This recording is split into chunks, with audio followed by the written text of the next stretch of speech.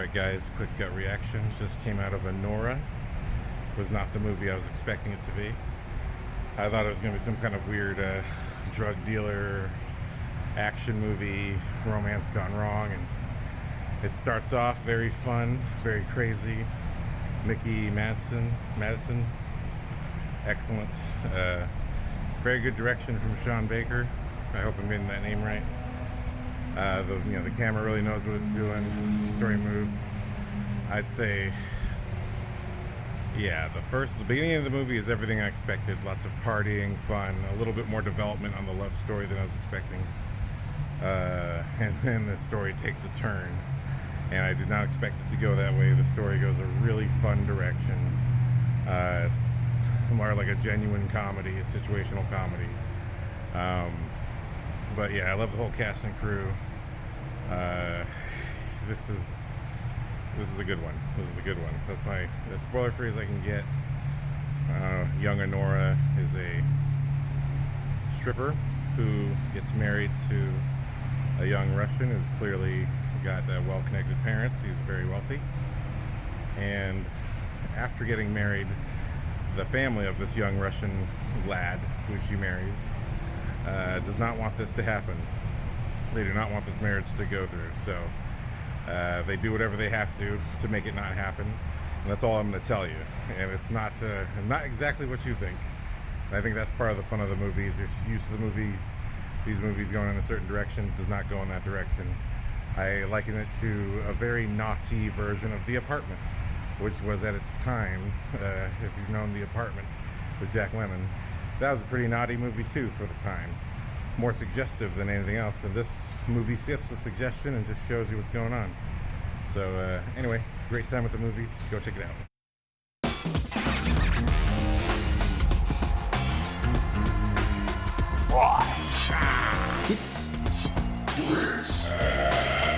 Gut reaction.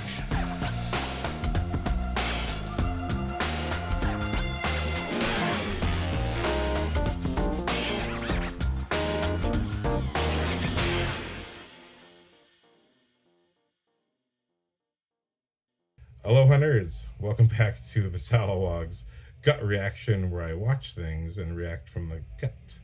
That's right, my guts didn't appear. Where's yours? Yeah, probably in the wrong place, I bet. Okay, so if you've seen the opening, my hair was a little bit less grown. It's overgrown. I saw Anora last week. I'll be getting into spoilers for that soon.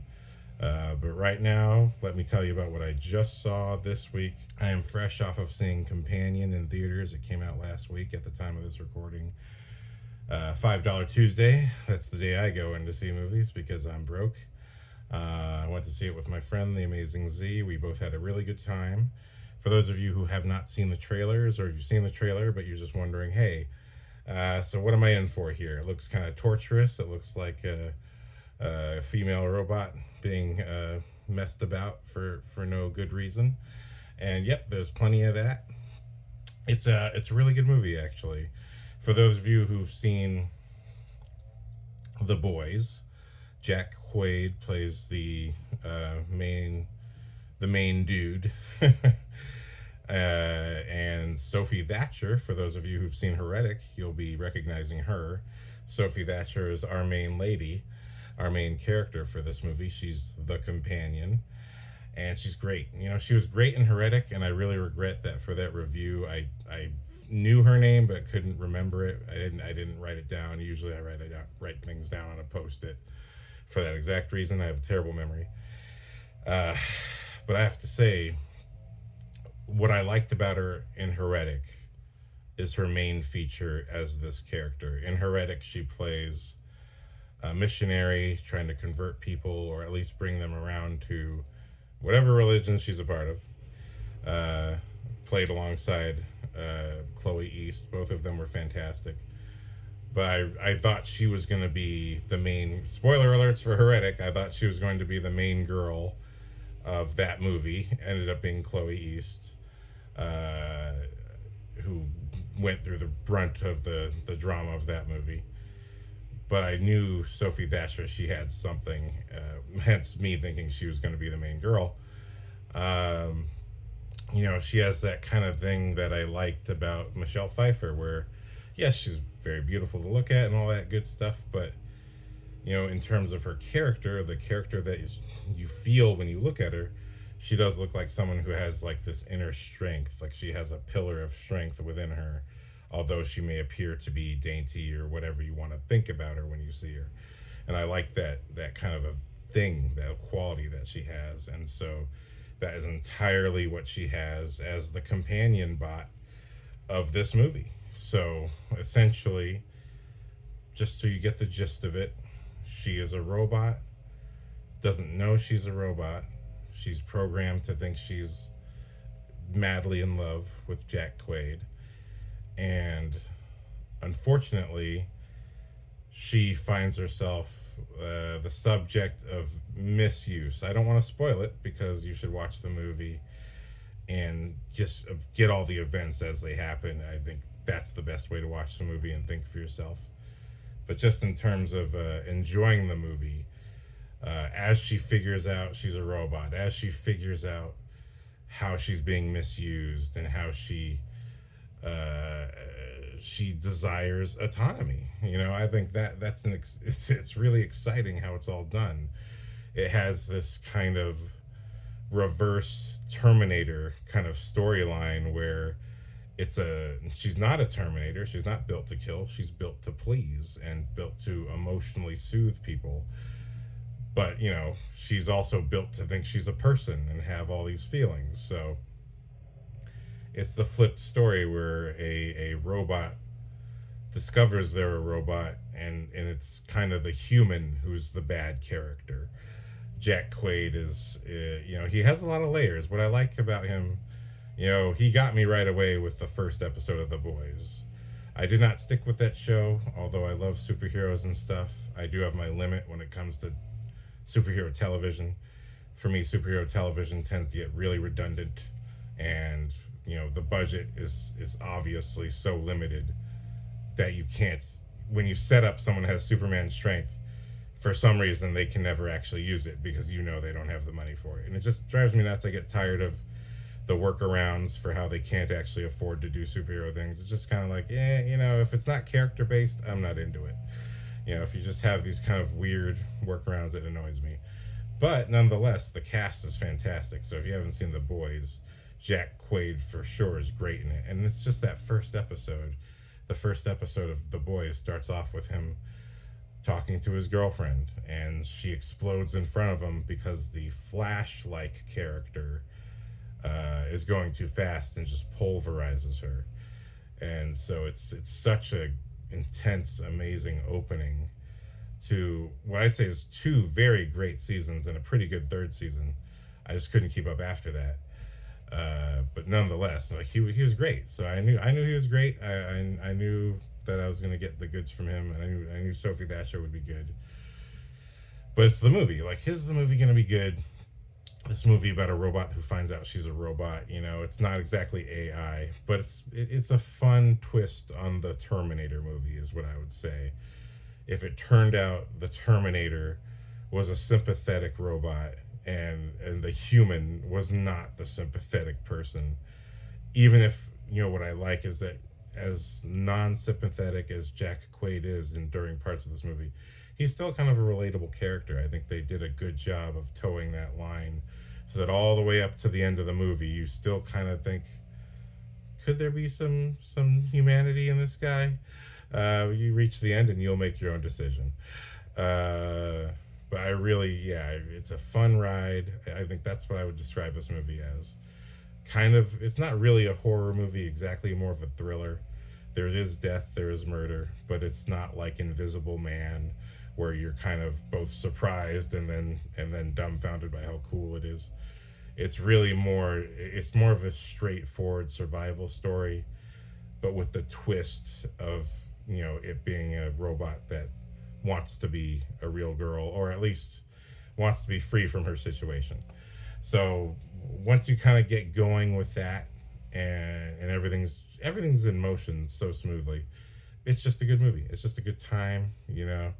So if you like a little thrill ride, if you like just a touch of science fiction with your survival type of movie, if you're a fan of the Terminator movies, especially the first two, there's little callbacks to those movies in this movie. I won't say what, but definitely if you thought the trailer was fun, I definitely say, for me, always the big test is, does the trailer either live up to or properly mislead you about the movie? I'd say if you like the trailer, you're going to enjoy the movie. That's the best I can say for spoiler free. Definitely a good time at the film, at the theaters. Definitely a good time at the theaters with Sophie Thatcher and Jack Quaid and the whole surrounding cast. And let me tell you, this movie has a sense of humor that I really like. It's not overwhelmingly a comedy, but there's a handful of scenes that go from cute to hilarious, and a setup that has a payoff that is so funny in the second half of the movie. It's like when Alfred Hitchcock talks about, you gotta let the steam out of the room so that the tension can build again. This movie does that perfectly, where it sets up how the steam will be released, and then when that steam released, it's a really great laugh. Unfortunately, this is actually the first time I've been to a morning show where nobody else was in the theater, or it's the first time in a while. But I think it's just, it's Tuesday, people are working. But I do think word's going to get around. This is a fun movie. It's a good time at the theaters. And I definitely look forward to seeing it again on streaming. So that's what I got to say. Go check out Companion. Please let this come out in a reasonable amount of time. And spoilers up next for Anora and this movie.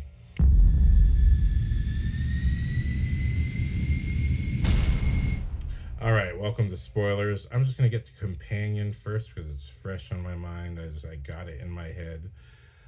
Spoiler-free favorite moments. I'm just gonna talk about some favorite moments and some of my favorite callbacks. This is not gonna be a very heavy episode in terms of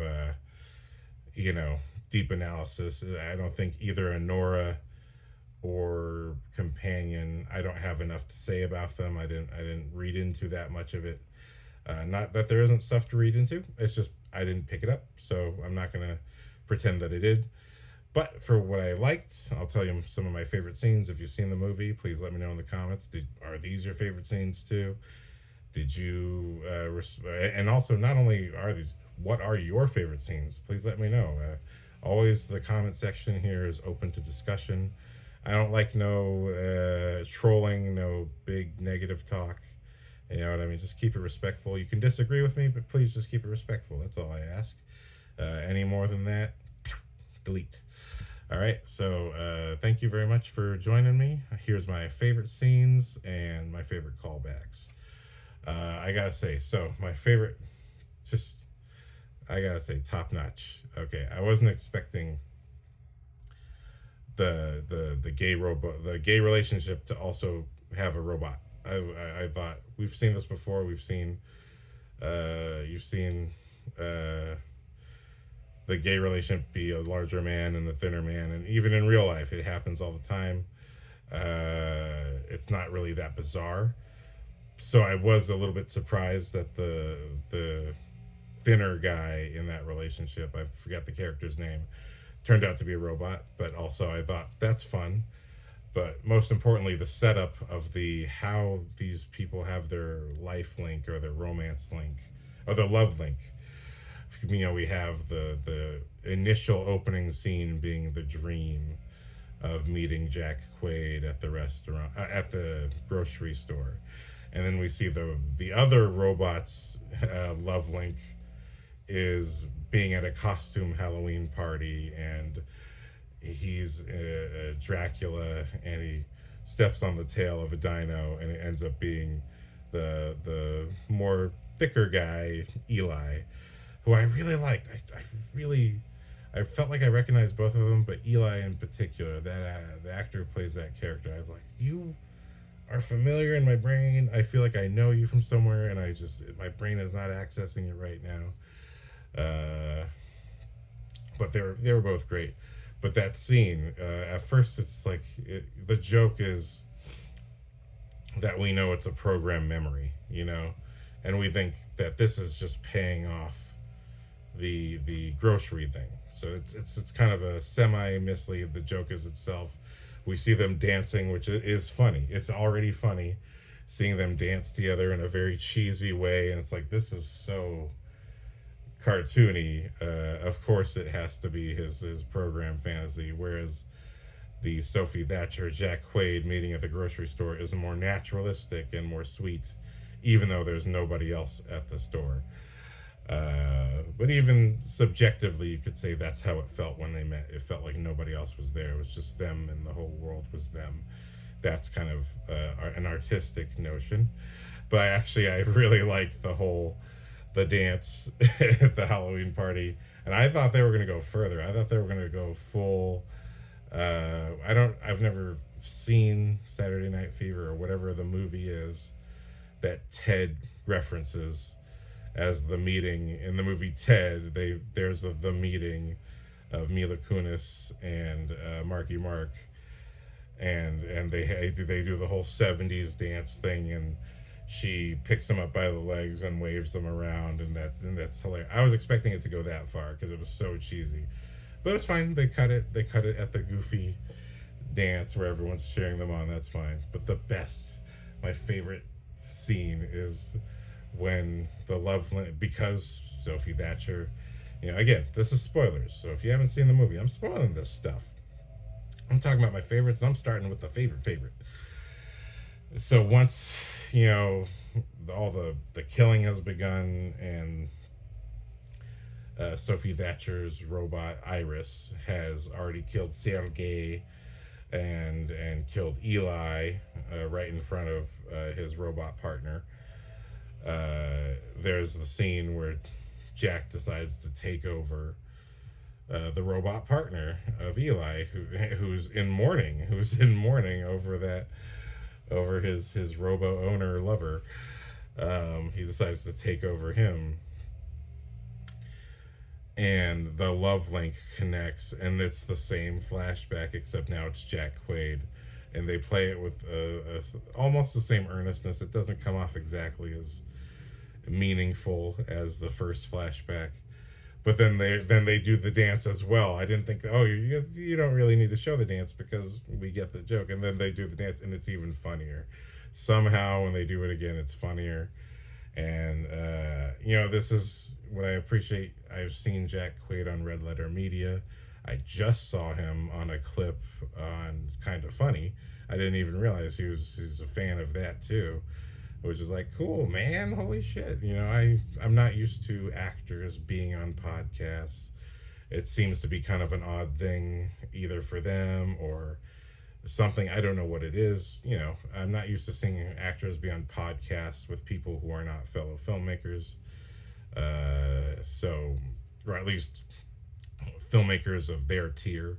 Because, to a degree, Red Letter Media, they make stuff. It's not like they're not filmmakers, but that's not their bread and butter. It's not what they're doing for their podcast. At least they're doing film reviews. So I'm just not used to seeing actors spend time. But the fact that Jack Quaid keeps coming back, Macaulay Culkin showed up on Red Letter Media, it just kind of shows that they're people of the time period. They're like me. What else are you doing on YouTube? You're watching podcasts. But it just showed he had a good sense of humor, because Red Letter Media is very funny. They make fun of everybody. They make fun of everything. And he's not afraid to have the piss taken out of him a little bit. Because hey, it's a podcast, and we're not here to be. It's not the Oscars. We're not here to be self-serious or anything. So I appreciated that. But for the fact that he went from The Boys, which is as much as it has comedy, is a pretty intense show overall. And his character is just going through the rounds. He's just, getting pushed down and trying to stand back up every episode. So it's nice to see this movie, again, when it comes to actors getting full range. It's nice to see this movie that he gets to open up a bit more. He gets to both have sort of dramatic performances, but it's more has a sense of humor, like doing the whole love link scene. I'm like, okay, I like this movie. This movie really opens the door up. It recognizes what it is and what it's doing, and it's not afraid to make fun of itself, or at least open itself up to its own sense of humor. I loved it, and again, it was just a huge laugh at that moment. Damn, that's why that's the favorite. That's why I can't even wait to talk about it, because I couldn't believe they did that. I just didn't see that coming. I was like, okay, we'll probably get some programming or some robot revenge, but yeah, we're not going to we're not going to miss the opportunity to do this moment. So that was great. I love when what's another favorite scene, because the whole premise, with the exception of her being a robot, is pretty familiar. We've seen this kind of girl get trapped in a situation where she has to defend herself and make it to the end of the movie. Literally, the beginning of the movie calls back to it, where it's where's the bathroom? I need to take a shower. It's in the last door to the left. Basically, this movie is Terminator meets Last House on the Left. Even the whole beginning with her almost being assaulted by Sergei, that's Last House on the Left. So there's clearly a movie favorite that's being called back to. But then with the whole Terminator aspect, the whole notion that all the humans are chasing her, that to me was like, oh, it's like as if all the victims of the Terminator movie were actually chasing the Terminator. That's what I thought was great, because you have the couple, you have the two people who would be a couple or could be a couple, and except the difference is that everyone is pretty dim-witted. Like, they're just the worst. They don't plan it out very well. It's obviously very sketchy what they're doing. There's no way they can't be caught for what's happened. Just the fact that Jack Quaid's character hacks the robot, doesn't bother to figure out where any of the parts are. You know what I mean? He just assumes it must be in the head, because that's the head, right? The brain. It's like, you don't actually know. You don't actually know anything about animatronics, or, like, you watch one special feature video about the Ninja Turtles, and it took a shit ton of animatronics just to fit in that gigantic head, which was also a mask. Like, there's actually not that much room in there for like a memory storage device, so it makes sense when it's revealed the hard drive's in the belly. I think that was just one of many, many scenes where we realized Jack Quaid's character is a bit of an idiot. On top of being a monster, he's a bit of a douchebag and an idiot. He's the fact that he had his girlfriend at 40% intelligence, which is like, wow, you need her that low for you? Oh, that's not good. That's not a good sign for you, for how smart you are, if she has to be that at 40%. You know what I mean? But when she turns herself to 100%, I'm like, except for visualizing consequences, there's nothing about her, because it's hinted that if she's at 100% intelligence, she would be basically like a doctorate or something, a master's degree, something at Yale, whatever. She doesn't come off as that either. She just comes off as slightly more thoughtful than she was before. I'm like, just pretend it's 60%. I don't know. I thought she would just suddenly go, well, considering the air and content of the ground, I have to run at 40 miles an hour in order to, something. I expected something way smarter than just, well, I can't take the car. You know what I mean? I was like, what? I can't hitchhike. Like, this doesn't require 100% intelligence. You could have figured that out at 40% intelligence. You could have figured all of that out, 45%, I'm sure, would get you the visualizing of the consequences if you take the time to do it. I thought that was a little silly. You know what I mean? Like, you kind of set up something that you didn't do. But it's okay. It's a fun movie. Just the fact that the love link for the gay lover pairing was a goofy dinosaur dance tells you this is not that serious of a movie. You don't have to judge it that harshly. It's a goofy movie. But that's just what I couldn't help with. It's like this was a missed opportunity, I thought, for like a robot's so smart. The joke is that the robot's so smart. But of course, if she really was like so super hyper intelligent, she probably there probably would be no rest of the movie. But whatever. So 100% intelligence is really more like 5% more intelligence. Uh, and also I was wondering, she's only as strong as I want her to be. I'm like, well, what does that mean? Why doesn't she turn that up? But I thought there was some missed opportunities to figure out what that could be. But it doesn't matter. Again, this is the whole point of this movie is that it's just a Terminator version of Last House on the Left. So that's fine. It's totally fine. I don't really care that doesn't add up.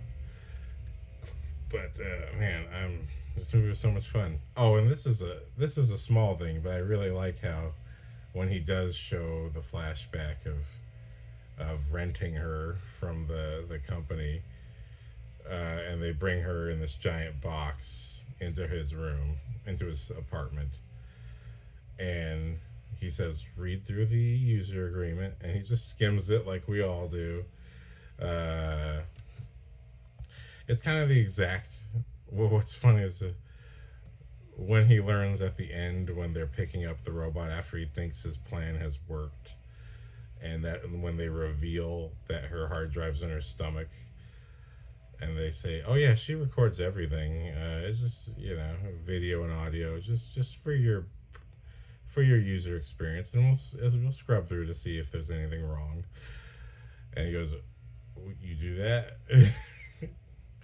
But to me, it's like the same revelation for people just during the Snowden thing. Oh, your phone records everything you do, and you have no control over that. Yeah, it's part of the user agreement, and also it all goes to the third parties. I'm like, thanks, phone. You know what I mean? Okay.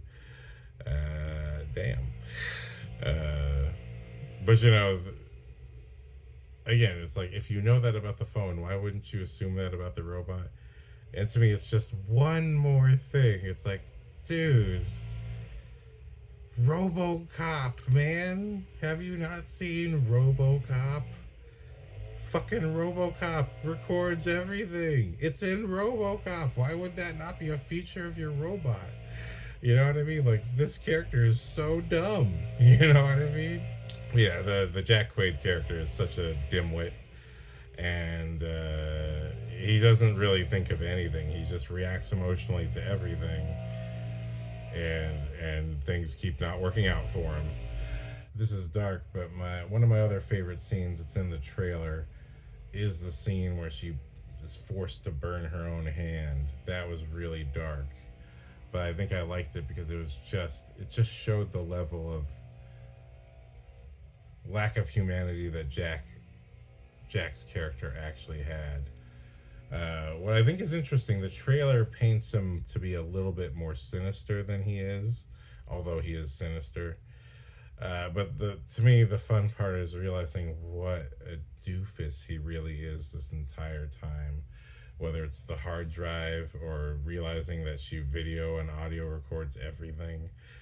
But the very fact that right from the beginning, he's telling her that she's a robot, because he really does have this emotional connection to her, and is having a hard time letting her go, and almost thinks of her with the intelligence of a pet. That's kind of his problem. Is that even his own plan he cannot accomplish because he's sitting here thinking, oh shit, she is just gonna sit here because she's docile, not thinking that she'll try to escape the chair she tied him to, or the other robot tied her to. So that was the first thing that she went far enough to stab a guy who attacked her. You don't think she's gonna try to escape her ropes in some kind of way? And she literally does. And I'm like, okay, that was the first sign that this guy's a bit dim-witted. But yeah, this movie it was just a lot of fun as an experience overall. But these are now my last couple favorite things are just the Terminator specific callbacks. It would have been nice to see what her vision looks like, but I really liked how, and this is a subtle thing, maybe only I'm picking up, but it was pretty apparent to me. You know, there's that scene where she gets in. Oh, there's another favorite scene. She thinks of getting into the car to escape, and it doesn't recognize her voice. It was very cool. That was a bit of intelligence when she alters her voice to sound like Jack's in order to get out of there, and it sets up the ending of the movie when she uses the voice control to play with him a little bit. But it's not something she really uses much beyond that. It's just kind of more of a fun gimmick, kind of a la Terminator, a little Terminator. But she runs over his foot during that sequence, and so to me, it was such an obvious callback. At the end of the movie, he's throwing her around like the Terminator does, and he's limping. He's limping exactly how the Terminator is limping when Sarah Connor and Kyle Reese are running at the end of Terminator, and they're hiding in that factory. And then the Terminator 2 callback when she is in the shower after having defeated Jack Quaid, and she's pulling off the burnt skin or synthetic skin, and she sees her robot hand, and it's almost framed similar to Terminator 2 when Terminator pulls off his fake flesh and reveals his robot hand.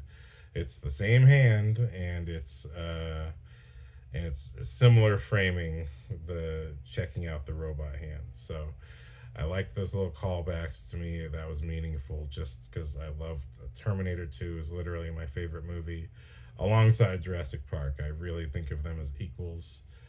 And if you see my videos, you see the analysis I go into. To me, it's not necessarily always that a story has to be the deepest. It just has to have a good story and be well told. But if the whole package really sings all together in a nice harmony, that to me is what achieves greatness. This package is good. It's really good. It's a really fun little movie, and that's where I'll cap it in terms of talking about Companion. I just love the Terminator callbacks. They really got me. And I really, whatever these guys do next, I'm looking forward to. I'm going to look up the credits, see who the director is and writer. And whatever they do next, I'm definitely down to check out. To me, I really took this as, you know, the Megan 2 trailer showed up before this, which was great. And I've heard the premise from Kinda Funny. You better go over to Kinda Funny and watch their trailer reactions. I'll link that below. They'll describe it to you. I'm not saying it here because I don't know if it's true. I hope it's true. It sounds fun. But I feel like in a structural sense, like this movie's really technically Megan 2. To me, the first stage of AI robots infiltrating us, of course, starts, I think, with the kid robot, the toy designed to be a friendly companion to a child who has experienced loss or just wants a friend to have. That's kind of the level one, what an AI robot probably be used for. The first version, your kind of tester version, is it safe for a kid? Because if it's safe for a kid, presumably it's safe for an adult. The tragedy of Megan, or not really a tragedy for some from Megan's point of view, is that she ends up killing the adults because in her mind, it's all an effort to protect. I forgot the daughter's name and the little girl's name, but you know, Megan's trying to protect her human counterpart friend. So this is the next level up. Okay, well, if that works, then you go for adults and you create the sex bot or companion bot, and you give it realistic skin and realistic experience. And that's, to me, what this movie is. This is the next step from Megan. And yeah, and I think, I realize obviously it's not in the same universe or anything like that, but I really love the ending. You know, she does save the one tech's life, and the tech gives her autonomy. It's what she wants. And I think actually my favorite thing about the movie is that she does get to have her happy ending, and she drives away in that beautiful, beautiful convertible. and she waves her robot hand at what we can assume is another robot in the car, because she's driving on the road and she sees another robot in the car of this big older guy. And this robot she's looking at looks like she could be the daughter of this guy, but this big older guy treating her. He's yelling, he's screaming, he's clearly this emotional beast.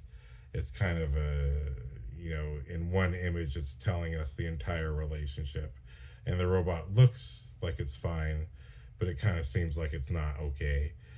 And just seeing Sophie Thatcher wave her robot hand, kind of signaling to that robot, hey, you can be free too. That to me was great. I feel like we had another movie, Subservience, which I did review, but thankfully that for whatever reason that video got corrupted or something and I couldn't actually use it, or somehow my file save didn't quite work, but that's okay. I was not a big fan of it. I liked Megan Fox a lot. I think Megan Fox did a great job. In many ways, I feel like Sophie Thatcher had some humanisms that were so unmistakable. In my brain, I still felt like she was a bit too human. But again, I think that's her whole thing. I think that's the whole point of this character, is that she is a newer model, and her humanism is so convincing, whereas the gay lover robot boyfriend, he was a little bit more robotic, and it was a bit more obvious, especially after the reveal. It's like, oh, I thought there was something off about you, but I wasn't sure if you were just an awkward person. You know what I mean? But you did just seem a little bit more stiff and stiller. And actually, I feel like that's kind of more what Megan Fox did. I thought Megan Fox did a great job. I just felt like if you look at Subservience in comparison, it awkwardly builds in its larger world where robots want freedom. And it just is not, it doesn't quite work. It really doesn't play. The character development is a little, it's just not as good. It's not as strong. And no offense to the lead actor, but his accents, and I just can't understand what the main actor is saying. I'm like, dude, I fucking need subtitles for you, bro. Either wasn't edited well, or maybe there's editing tampering, or just the way they decided to tell that story. It didn't open the world to you. It kind of just dropped the world on you all of a sudden. And it never really told you exactly what the robot experience is for the human beings. I think you still have to, whether the robot's the main character or not, you have to define what the relationship is to the human being. And what I like is Companion keeps it tight, and it keeps it in the house, and it keeps it with these 6 people, and the world is revealed piece by piece through the little flashbacks and through the reveals and through the finale. You have to build this out piece by piece so that we understand, what the exact dimensions of the robot relationship to people are. And I felt Subservience just kind of drops the information on you. It's not revealed as naturally as I would like it to be. So I think in comparison, with no offense intended, I just felt that, and then Afraid, which was your Alexa taking over life. And I was just like, well, this is just boring, I've already seen Stealth, okay? I've seen Stealth. I don't need this, you know what I mean? So Afraid, I thought, good, better opening. It did the opening part better, where it tells us how this technology interacts with us. Better world building by the end of the movie, but not really much better of a film. I thought Companion really knew how to just have a good reference point for how the story structure and character reveals should be as we enter the age of these AI robot movies, and seems like this is here to stay. What James Cameron started is finally exploding in I would say more the way he did it than the movies of the time, which just tried to copy Terminator. This is more like, yeah, this is the way you extend those notions creatively. It's with movies like Megan or Companion that examine the naturalistic way, or even technically Subservience and Afraid. This is kind of the way to spread the Terminator type of movie out. But that being said, it's a fun movie. I definitely had a good time. And stay tuned for spoilers for Anora. Oh, refreshing. Coca-Cola. Feel the refreshing feeling of an Amazon rainforest pouring with rain. Coca-Cola. For when you've already had your liter of water. Stop reminding me, Jenny. Coca-Cola, refreshing.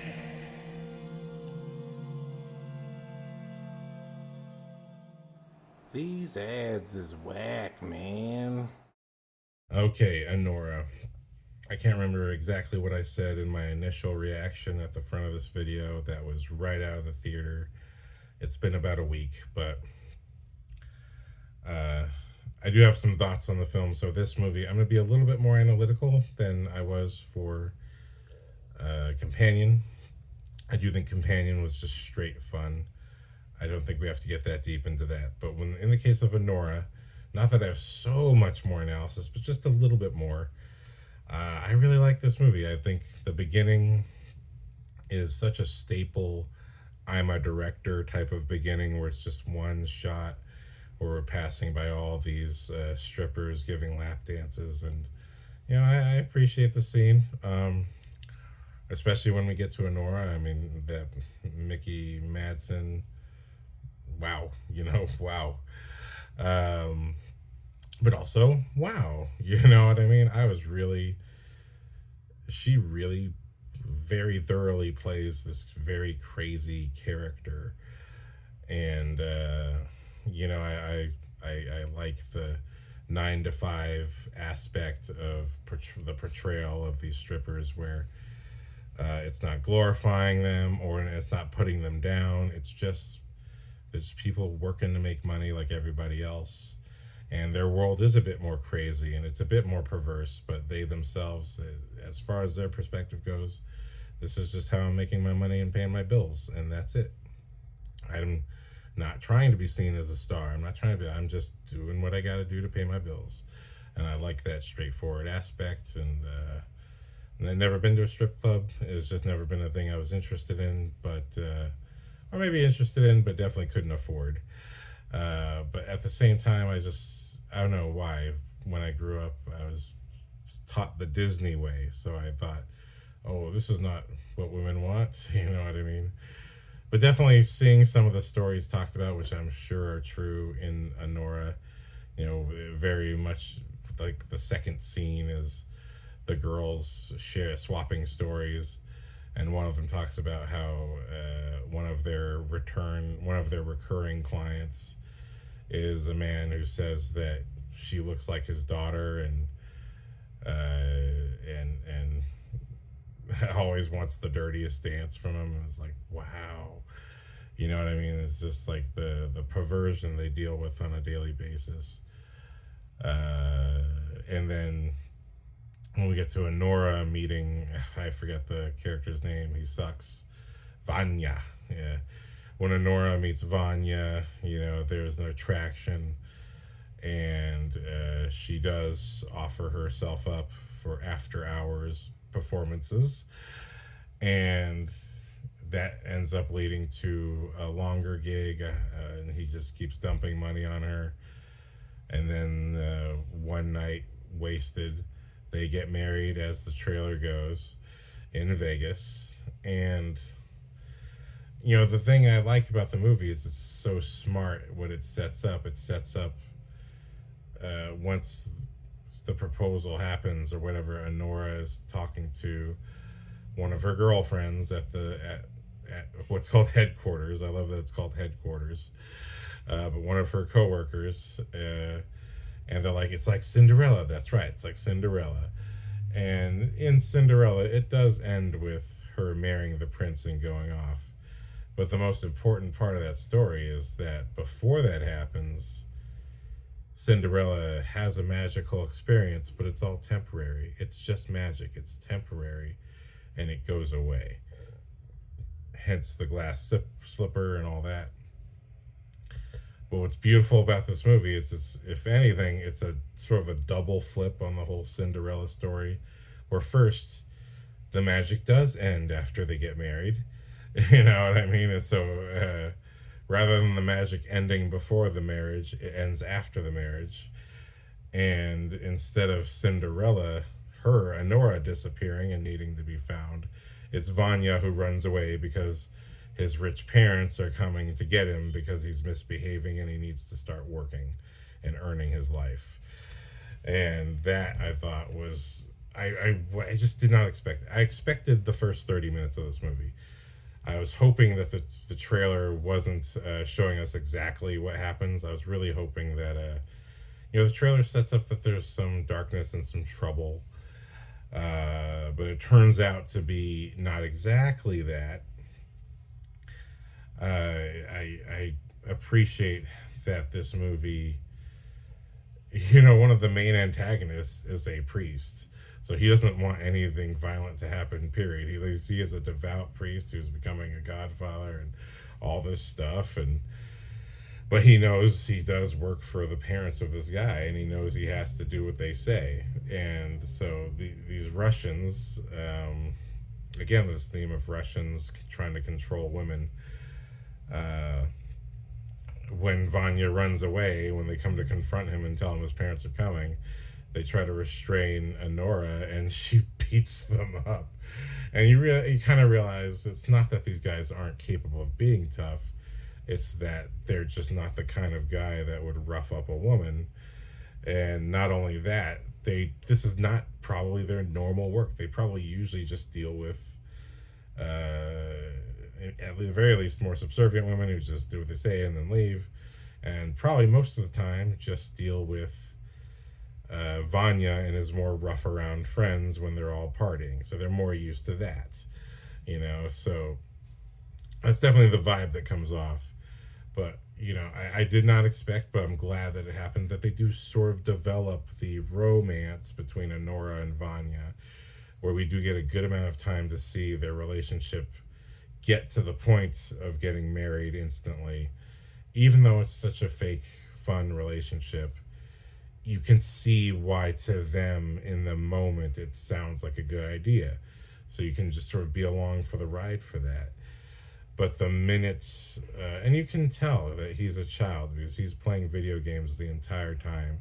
She's looking at him like he's this magical prince that she just found. Even though it's kind of a red flag that he just wants to have sex, and then afterward he just wants to play video games. He's a little boy. As much as he's using his organ, he's a little boy, playing with his organ and playing with her like a toy. And she doesn't really mean anything to him. But she can't see it because she's got the rose-colored glasses. And she's mesmerized by this opportunity to be married and to have a life that's easier, and she doesn't have to work anymore because he's got it. It's all the Cinderella fantasy. And it's not that there aren't people who can provide that sort of thing. She just thinks it's this guy, and it's not. But the biggest red flag that she should be ready to dump him right away is that once the goons show up who work for his parents, he bolts and leaves her behind in his pajamas, no less. And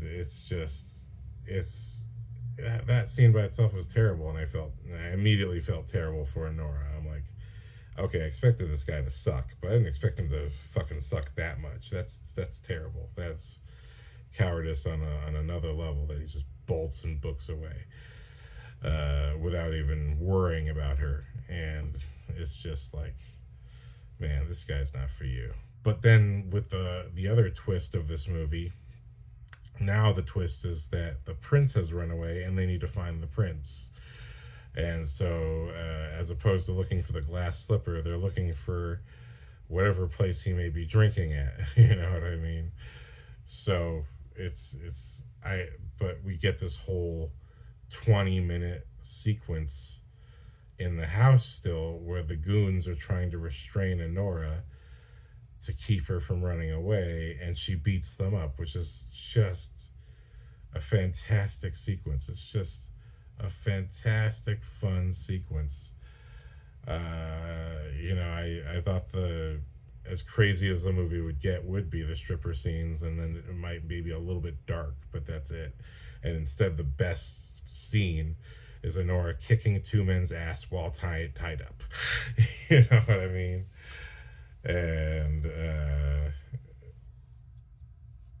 what I appreciate about the movie is it doesn't leave that room until it's time to leave that room. I think so many movies are ruined by this kind of antsiness, this kind of eagerness to leave the scene because the audience might get bored or something like that. And I think what's exciting about the scene is that you're kind of left with the tension of what is going to happen to Anora. What's going to happen if she doesn't go along with them, and what's going to happen if she does. And we stay in that scene long enough for me to realize, oh, Vanya's not coming back. She's stuck with the goons. What is this movie going to be? I really appreciated that. Here's a case where the trailer was misleading, and yet at the same time not misleading, because the trailer was very fun with touches of darkness, and that's 100% what Anora was. While Companion was really fun, this movie's also really fun, but I think it's also really surprising. It's really got a good sense of storytelling and a great sense of very distinct characters, where neither goon is the same guy. Even in Companion, I think as much as one of them was in the gay relationship, as much as one of them was a robot, they were very much mirrors of each other. And part of that's the programming, but it's also, I feel like it's a little bit less exciting because they're so similar. And even the girl that takes part in the plan with Jack Quaid to do all this murder and steal money, even she's not that well defined as a character. So as good as the movie is, it can't quite escape that the characters are distinct enough, but it's really just enough.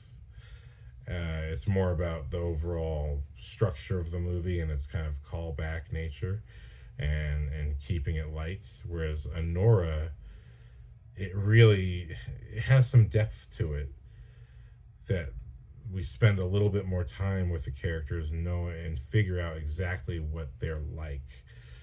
Whereas the bigger goon, the older goon, he's beat up kind of the hardest, and in addition to that, he complains the most. He spends the entire movie complaining, oh, my nose is broken, oh, I'm feeling sick. He pukes all over the car when they're driving around looking for Vanya, and oh, I'm so miserable, oh, you did this to me, you little girl. You know what I mean? So distinct.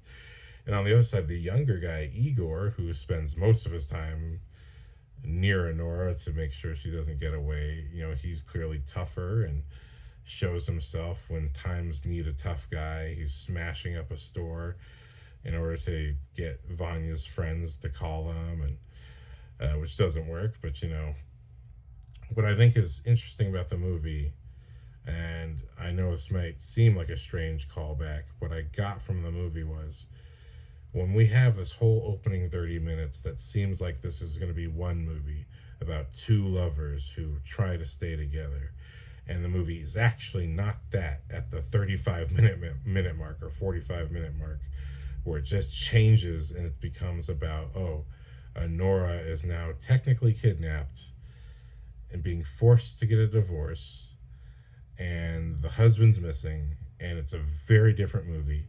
But actually it becomes much funnier because of who the characters are.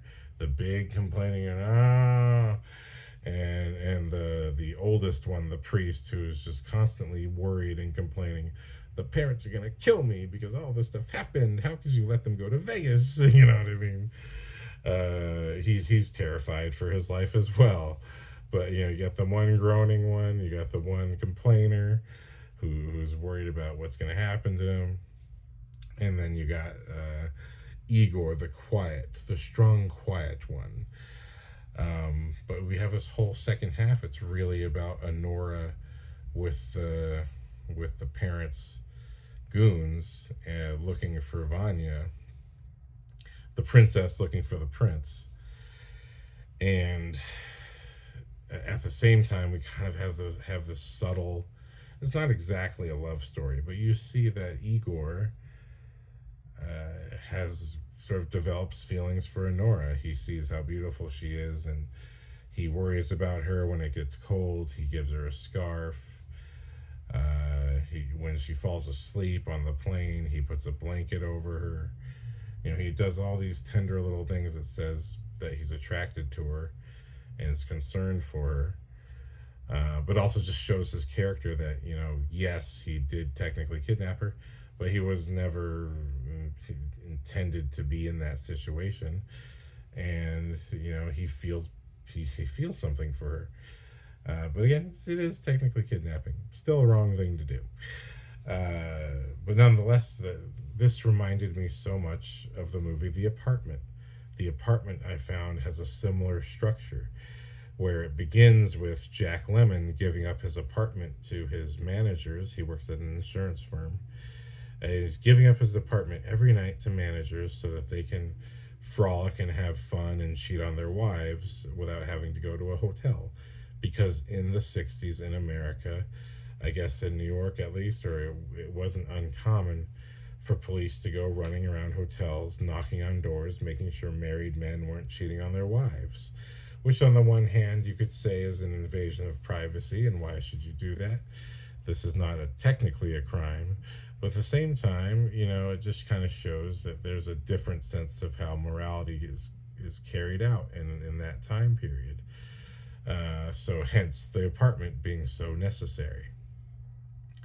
But at the same time, we have this whole 30-45 minutes where that's all that's going on. And throughout that time, Jack Lemmon is only offering his apartment for the opportunity to go up the work ladder and become a manager himself. But when he does, it comes at the cost. He's ready to stand up for his apartment, but it kind of what the highest boss that can hire him does is he wants the keys to the apartment as well. That's his deal for securing this position for Jack Lemmon. But it turns out Shirley MacLaine, who's in this movie, she's an elevator girl at this firm. Jack Lemmon has been pursuing her throughout this movie, but she ends up being the girl that the biggest boss is taking to the apartment, the one that gives him the promotion. So at first you feel bad for him because it just seems like he just can't really win. And then at the midpoint of the movie, we already know Shirley MacLaine is kind of heartbroken and this bit of a toxic relationship because the boss, whose name is Jeff, he keeps making all these false promises about leaving his wife, and is clearly not going to do that. So sadly, Shirley MacLaine's character, spoiler alert, if you haven't seen The Apartment, you better go see it. It's a fantastic movie. What happens is Shirley MacLaine ends up taking pills and trying to delete herself. And Jack Lemmon finds her there, and to protect his boss, and somewhat to protect her, because at the time, if you do that to yourself, you are committed to an insane asylum. America was different back then. Today, you would probably get therapy. But because he finds her like that, ends up choosing to keep her in the apartment, because also he has a doctor who lives next door to him. The doctor tells him she needs to be supervised because she may attempt to do this again. And so it becomes a very forced reason for him to keep her in the apartment and for them to spend time with each other. And what's really beautiful is that the whole second half of the movie is them getting to know each other, and they actually get to have kind of like this extended date. It's not really a date, but they spend so much time together that they do kind of naturally fall in love. She's still caught with emotions for the boss, who is not showing up, not calling, not really showing his concern. And really, after it happens, Jack Lemmon calls the boss, says, "Hey, you left her like this. You should come talk to her, pick her up, deal with this." And the boss doesn't want to. He wants nothing to do with it. And it's all put in Jack Lemmon's hands. So Jack Lemmon protects her, looks out for her.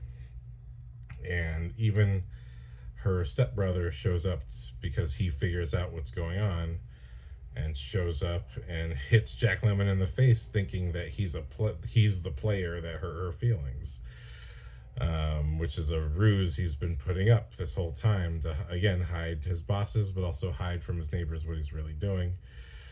But Jack Lemmon takes a hit for her as well. So, it's really beautiful that movie, it has this unusual structure where the second half of the movie is not the same movie as the first half, but everything that happens builds up to a very beautiful ending where at first it seems like they're not going to end up together, and then they do. And so Anora has a similar structure where the first chunk of the movie really seems like it's going to be about these two against the world, but then all of a sudden, the day after getting married, her husband runs away because he's afraid of his parents, and then she's in this kidnapped situation with these Russian guys who don't want to kidnap her, but they know if they don't make this marriage annulled that they're gonna be killed or never face the end of the embarrassment. Something bad's gonna happen. And it's what's amazing is just you see the lack of moral fiber and lack of backbone that Vanya has. He's just a little boy, and he won't stick up for himself or say that he wants to be with Anora. And the truth is, he actually really doesn't care. And that's the most pathetic, sad thing, is that he really doesn't care about her feelings. Because the way they find him is that he ends up going back to the strip club after a whole day of being on a bender, going into every bar and not paying his tabs and running away and running away and running away. After all of that he ends up going back to the strip club where he met Anora in the first place, and getting another dance and telling another girl that she's the most beautiful thing he's ever seen. And it's just like, you realize that this character, not only is he a coward, he's just utterly despicable. He has no redeeming qualities at all. He is just a boy looking for a plaything, and that's all life is to him, is looking for the next plaything. And poor Anora, who is she, even though you may not think highly of a stripper, but whatever, she's working for her money. She's not weak. She sticks up for herself against the goons. She's a very strong character, even if she's a little bit crazy. Or actually, she's a lot crazy. But even madness included, she's a strong character. She's a very distinct, strong character who has conviction. She says, "I'm married. This is my husband." She was in love on her side, and it wasn't just the hope of money. It was what Vanya had said to her the night they got married. Is like, "I feel like I would have fun with you even if we didn't have money." And it's just, it meant something to her. So she had conviction to fight for her husband all the way to the annulment. But once she realized, having caught up with him, and to me, it's like, once you see him at the strip club and he's doing the exact same thing he did with you, with another woman, come on. He's literally telling you, you don't mean anything to him. But she wants to hear it. She wants to, she has such strength in herself. She wants to see at some level of strength from him to at least say what he feels and say what he thinks. And he is just so weak. He's just, he has no such thing. He has no such thing as conviction or inner strength or to say what he wants, because he really doesn't want anything. He just wants to keep partying and living life the way he's been living it. So, ultimately at the end of the day, he's really a very, very low, despicable character. And then his mom is nuts as well. You can see there's a similarity of craziness with the mom character. She's crazy with power. And the dad is just relaxed, laughing at all the drama. It's really crazy. But yeah, I really liked that we have this completely different type of story structure. Not that it's not been done before. Like I said, it's similar to The Apartment. There's no way The Apartment is not some way an influence on this movie. And if it's not, then I'm an idiot. But that's what I felt watching it. So I gotta say, so hats off to the filmmakers behind Anora. The cast and crew are great. Really tight, good picture. And I just got to shout out to that second half of the movie. I love just when they start walking around, and I think they're on Coney Island or something like that. Just when they start walking around New York's and it almost feels documentary like it at times. There's just a quirky humor to the movie it's not always laugh out loud humor, but there's a quirky fun to it that's unmistakable, that I really enjoy from the second half of the movie. And in a weird little way, even though she's not the boss, Anora at all times feels like she's the one in charge. Almost as if the goons are looking for the prince with her as opposed to dragging her along. She's always the strongest one in the room, next to Igor, who is the most brutish one in the room. But it's great. And I love the actor who plays Igor. He really does a great job of being the strong, cold, quiet type while still having that glimmer of humanity underneath. And we get one of their final scenes together after the annulment and she gets the money. I really like that, on his side, he's sitting on a couch with a beautiful girl that he's kind of in love with. And on her side, she's just glad this trauma is over, even though she's back in the couch where she was initially tied up. Which is like, why would you think, especially being back where you abused and kidnapped me, why would you think there could be something here? You know what I mean? But, that being said, there was something there.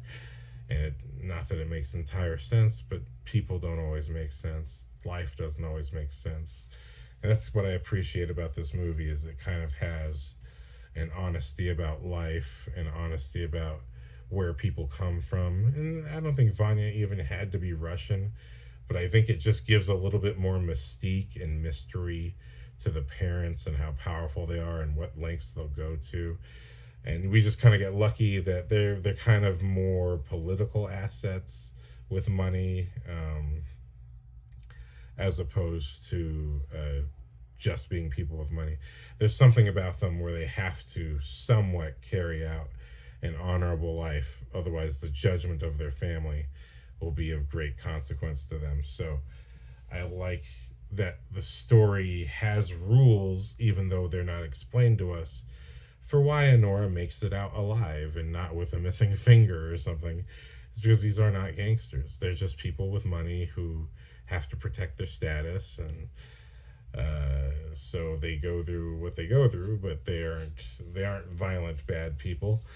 Obviously, even the goons get beat up, then they're at the very least they're not good at the violent bad part. But it's just, I felt something for Anora all the way through. I felt something for Igor, who felt something for Anora. And I really just felt like, man, this is a really good movie with strong characters. And the ending was a bit unexpected. Not that it was a super unexpected ending. I just didn't expect what she did with Igor in the car. I was like, why would you do that? I don't think you would do that. But at the same time, you realize that this is kind of how she's been through life trained to express herself, and that whatever led to her being a stripper or whatever, maybe there was a bit more to it than just seeking 9 to 5 or consistent good pay work. Something's going on with her that led her to this job that maybe has a bit more going on than simply working 9 to 5. So, the fact that she expresses herself to Igor by hopping on top of him, it says a lot about her mentality and also her loneliness, that she feels so heavily abandoned that she'll hook up with her kidnapper for 5 seconds just to overcome this terrible feeling. But I really like that it doesn't last and she just ends up crying in his arms, and I thought that's a very touching ending. I wouldn't expect her to do the first part, but the fact that it took her to doing that to get her to ultimately just crying, and that's her really feeling what she's feeling. I just thought that was great. I thought the movie really did a great job of showing her nature of being nuts, but also showing her nature of being very strong to the core. So yeah, great job for Anora. I liked every part of the movie. The character setups, everything paid off. The jealous coworker, because it's set up that she danced with, or she gave a lap dance to the client of another worker. So there's this kind of building energy of a cat fight that's totally going to happen. And it does, and that's another great scene. It's like, we get everything in this movie. Romance, humor, boobies, and cat fight. So everything's in this movie. So definitely of the two movies I'm talking about, Anora was the favorite. I just haven't fully absorbed Companion, so I'm sure there's other favorite scenes that I could have talked about. But between the two, I think Anora is great. Companion is a lot of fun. And if for some reason you watched all of this and you haven't watched the movie, go check out the movies and then come back and tell me if you have some of the favorite scenes, or if you've seen The Apartment. Do you catch the structural similarities? Is that interesting to you? And then go see The Apartment, because that's a great fucking movie. It's available for rent on Prime right now, $3.99. So that being said, that's my review for Companion and Anora. Thank you very much for watching. Hats off to the cast and crew. I do feel like these were two very well-made movies that deserve some credit. So thank you very much. Aloha, and I'll catch you next time.